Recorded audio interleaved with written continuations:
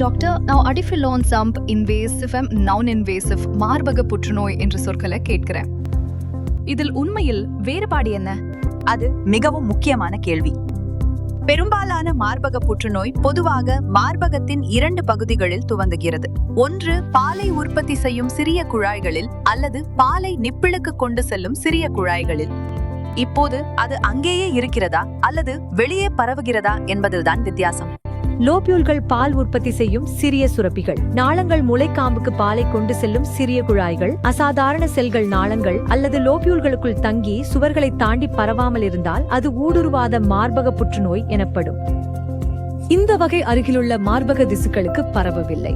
இது கட்டுப்படுத்தப்பட்டிருப்பதால் சிகிச்சை எளிது. புற்றுநோய் செல்கள் குழாய்கள் லோபியூல்களில் இருந்து அருகிலுள்ள மார்பக திசுக்களில் ஊடுருவினால் அது ஊடுருவும் புற்றுநோய்.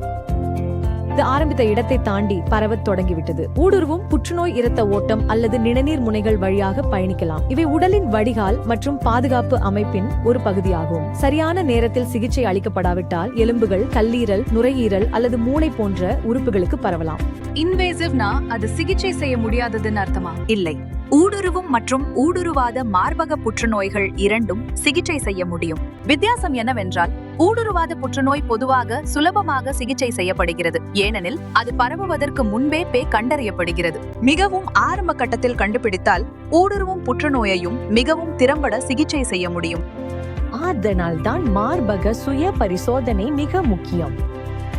நினைவில் வையுங்கள், மார்பக புற்றுநோய் பெரும்பாலும் மார்பகத்தின் குழாய்கள் அல்லது லோபியூல்கள் என்பவற்றில் துவங்குகிறது. அது அங்கேயே தங்கி இருக்கிறதா அல்லது வெளியே பரவுகிறதா என்பதே மிகப்பெரிய வித்தியாசம். ஆரம்பத்திலேயே கண்டறிந்து நேரத்தில் சிகிச்சை பெற்றால் உயிர்கள் காப்பாற்றப்படுகின்றன.